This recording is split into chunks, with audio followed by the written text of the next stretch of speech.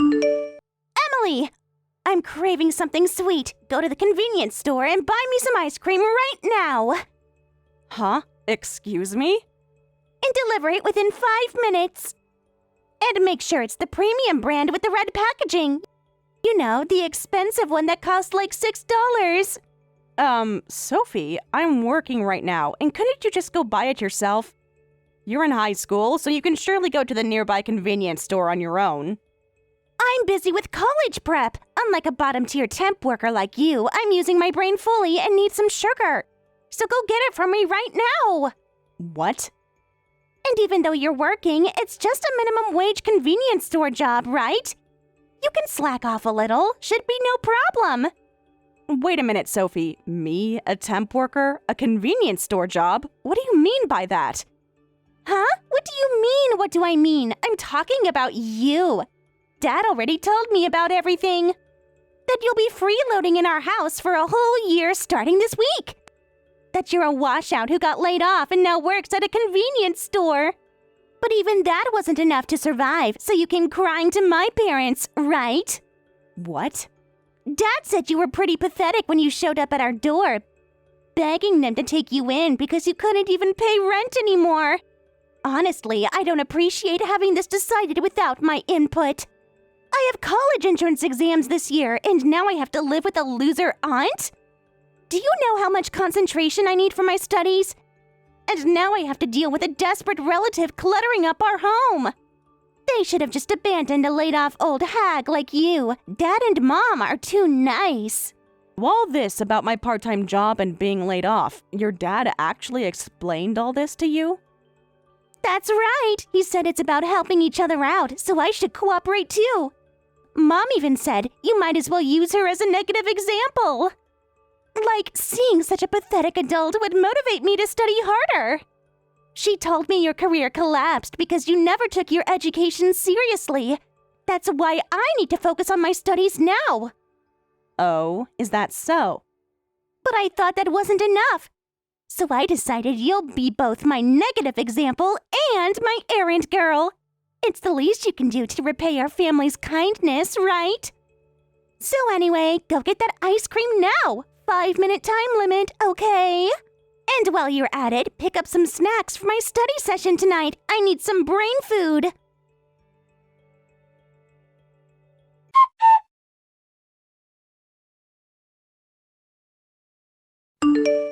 Rachel, we need to talk. This is enough. I can't handle being treated like a convenience store worker for a whole year. And being your daughter's negative example and errand girl? That wasn't part of our agreement for me living here, was it? Huh? What's wrong, sis? Convenience store job? What are you talking about? Hey, Emily, don't play dumb. You two have been giving your daughter a convenient explanation. I was laid off and now work at a convenience store? And you even told her to use me as a negative example for her studies? How can you just lie to her like this? Sophie just ordered me to buy her ice cream within 5 minutes like I'm her personal servant. I'm sorry, sis. I really didn't mean for this to happen. I was planning to tell Sophie the truth. But then Daniel suddenly started saying you'd been laid off from work. And I just went along with it. We were going to correct it later, but it just seemed easier to let her believe that story for a while. And as a result, I'm being ordered around by my niece.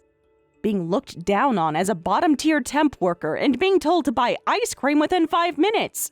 Do you know how humiliating that feels? Your daughter even called me an old hag and a washout.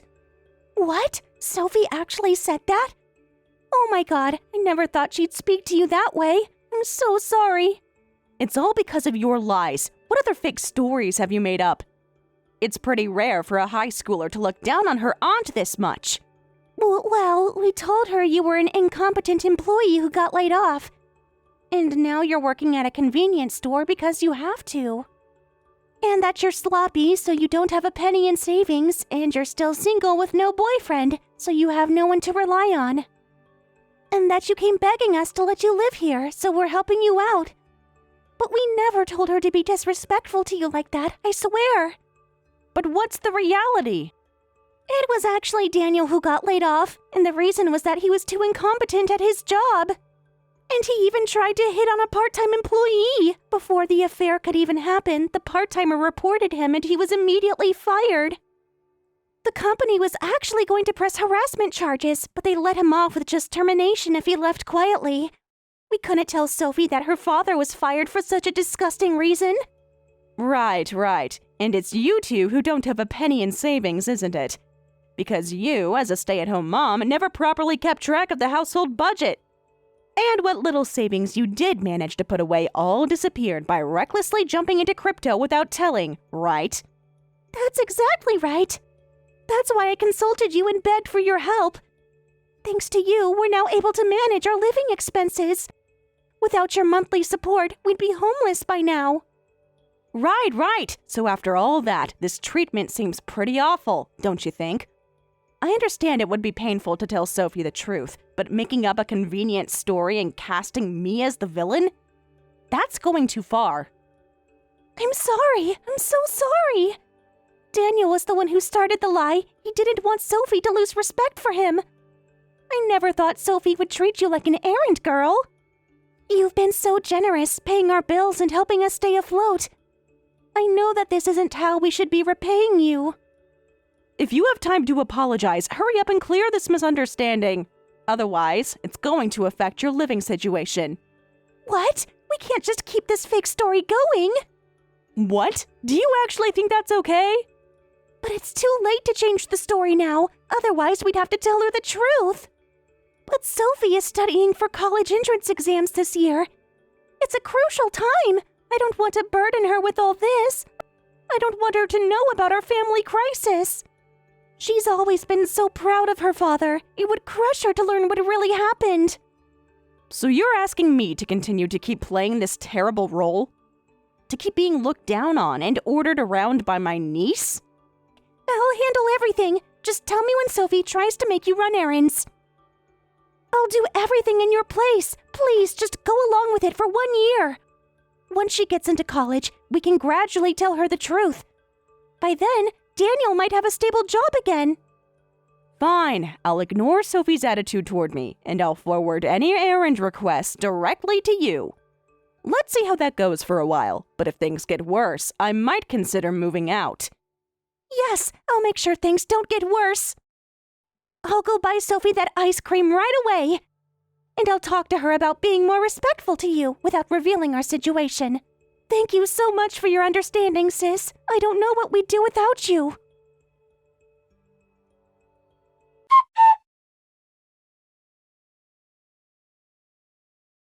Enough is enough, you bottom-feeder hag. You're my personal errand girl, so stop using my mom. Why aren't you buying what I ask for? A servant shouldn't make my mom into your servant. But your mom volunteered to do it herself. That's why I've just been forwarding your errand request to her. What? Mom would never say that. Nobody in this world would voluntarily want to be someone's errand girl. Mom's been running herself ragged the past 2 months handling all these tasks. I wonder about that. What a shameless old woman. You're probably just using your position as the older sister to push everything onto her. First, you leech off our family, and now you're making my already stressed out mom do your tasks? How can you be so entitled, you parasite? Parasite? I'm impressed you even know such a nasty word. Oh, did that hit a nerve? Actually, Mom's the one who calls you that. What did you say? I told Mom she doesn't need to be your errand girl. She should make you buy me ice cream and snacks. And Mom said I'd like to, but the parasite might explode if provoked, and who knows what she'd do. She said you have such a bad temper that she's afraid to confront you directly. What? That's what they call people who leech off others to survive, right? And once a parasite attaches, they're quite troublesome. They're selfish, full of pride, and unpredictable when angry. Mom says you've always been like this, even when you were kids, taking her things and throwing tantrums when confronted. That girl, making up nonsense again. It's so sad that Mom has to deal with such a sister. I can't stand watching Mom suffer anymore. I've been watching how you treat her, and it's disgusting. You barely help around the house, you eat our food, use our utilities, and give nothing back. So, old lady, isn't it about time you moved out of this house? Excuse me? I know it was supposed to be a year-long arrangement, but I can't take it anymore. I can't live with a bottom-feeding parasite anymore. Just seeing you irritates me, and I can't stand how you're manipulating my parents.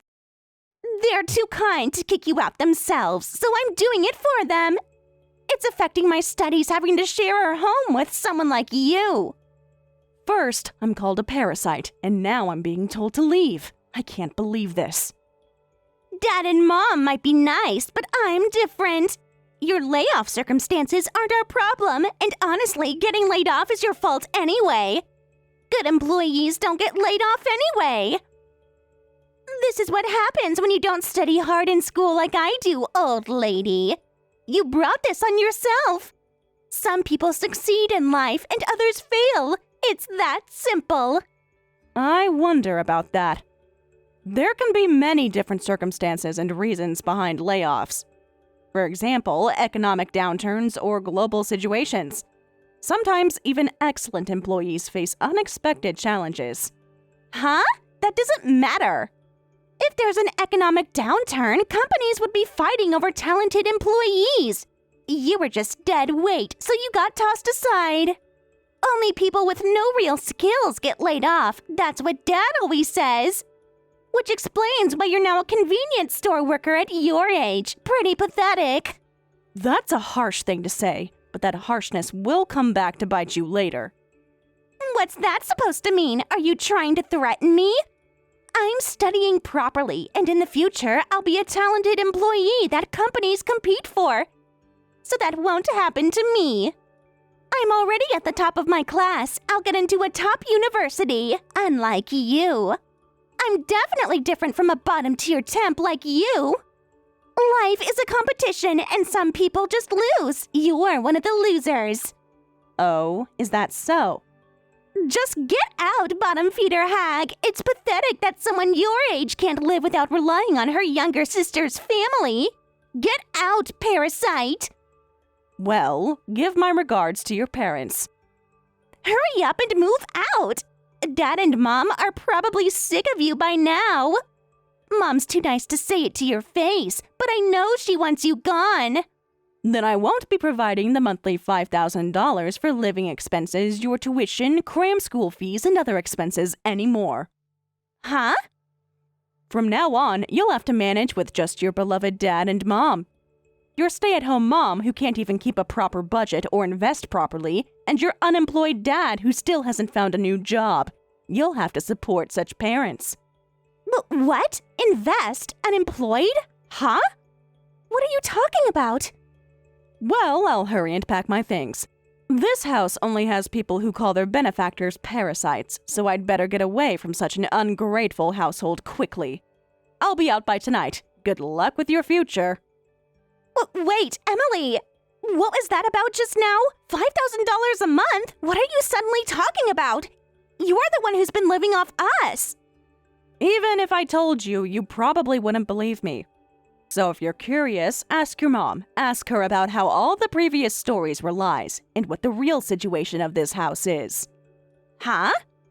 What do you mean lies? What real situation? Well, take care, Sophie. It'll be tough, but good luck with your exam studies. Otherwise, you won't become a talented employee and will struggle in the future. Wait, what do you mean? I don't understand. Ask your parents. They'll explain everything.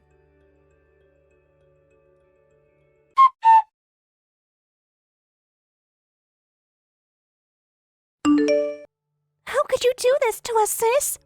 Why did you have to tell Sophie everything? Because of you, we had to reveal everything to her. Do you know how devastated she is right now hearing all this? She's locked herself in her room and won't come out. It would have come out sooner or later. Maybe it's better that it came out early. It must have been painful for you as a parent to keep lying to your beloved daughter, right? This is the most painful part, having my daughter find out we have zero savings and her dad is unemployed. She looked at me like I was a stranger, like she couldn't believe her own mother would lie to her face for months. She kept asking why we lied, why we made you the villain. I just didn't know what to say to her. Don't worry, you can rebuild if you work together as a family. This could be an opportunity for all of you to start being honest with each other.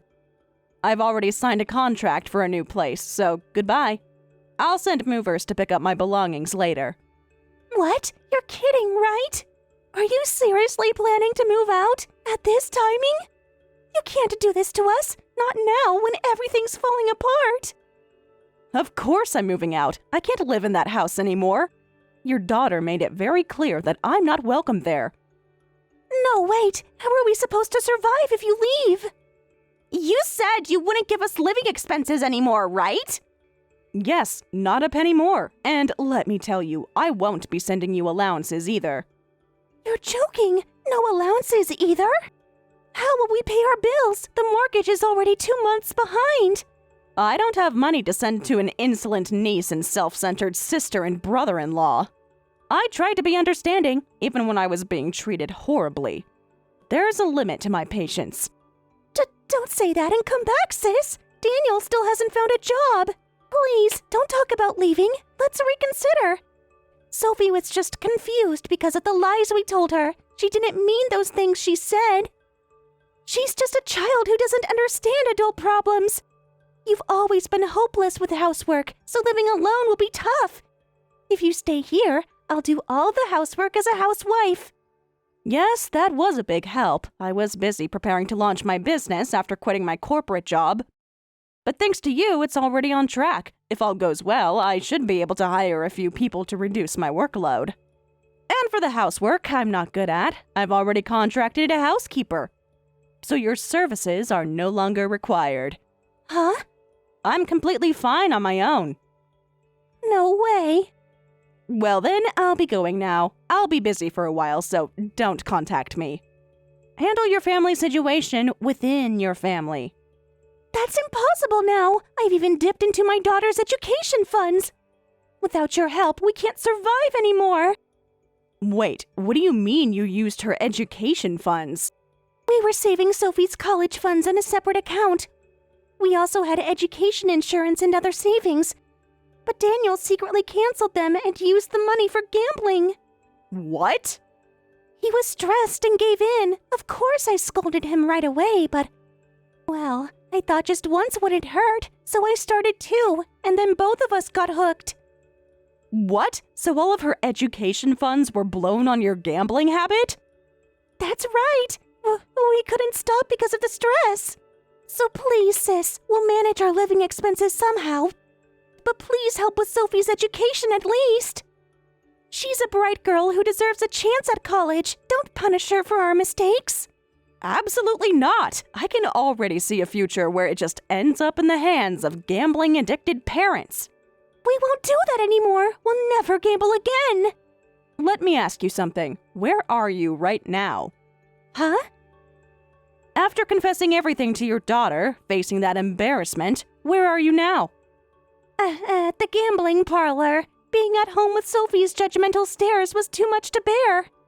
I just needed a distraction for an hour or two. The stress was unbearable. What a textbook gambling addict. I definitely can't give money to a sister and brother-in-law like you. I feel bad for Sophie, but she'll have to give up on college. No! You have no right to be shocked, you terrible parent. Being just a stay-at-home mom and start working a bit yourself. Take responsibility for once in your life instead of relying on others to bail you out. Please don't abandon us. Sophie will hate me forever if she can't go to college. That's between you and her. I'm done enabling this dysfunctional family.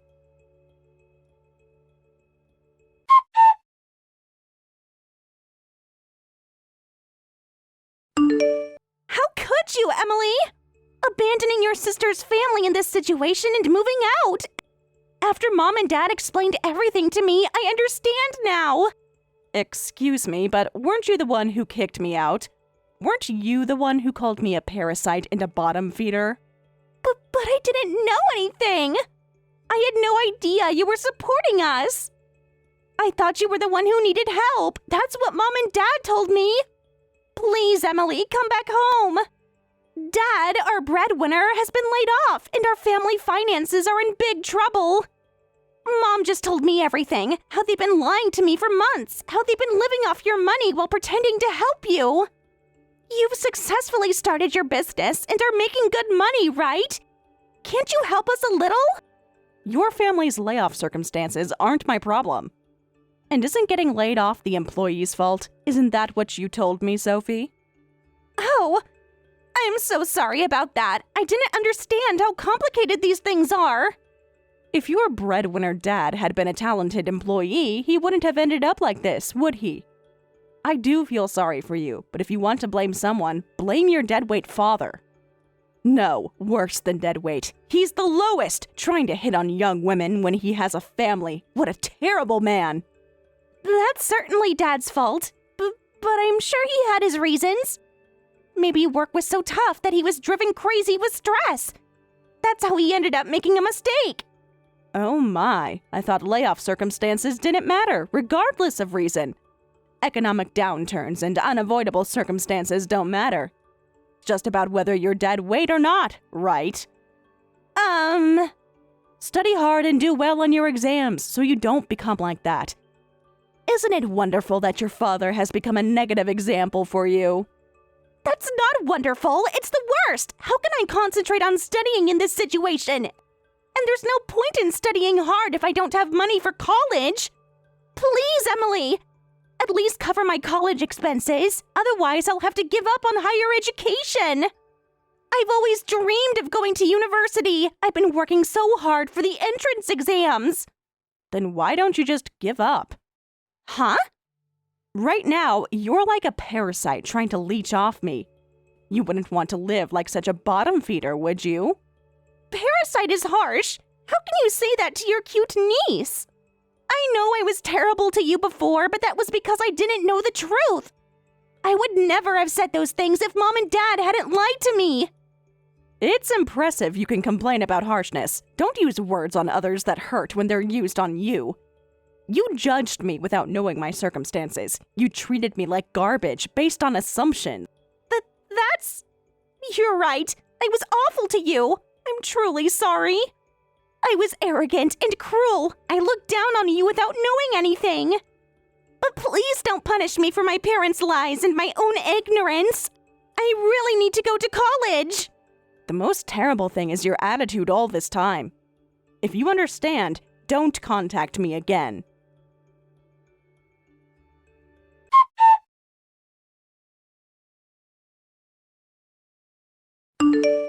I heard that my sister and her husband frantically started looking for work.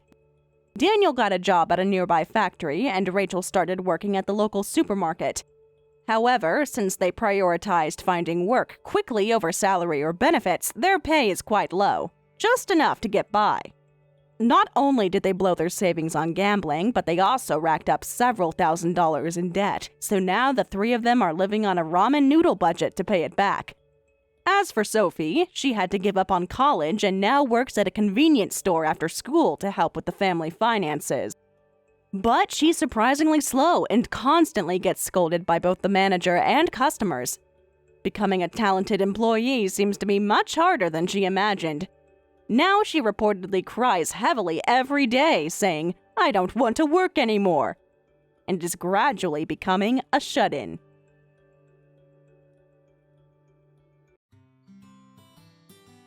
Thank you for watching all the way until the end. If you felt good after watching this video, please like the video. If not, please leave a comment and give us your feedback. Also, don't forget to subscribe. Your comments and likes help this channel grow. We hope you enjoy our other stories as well.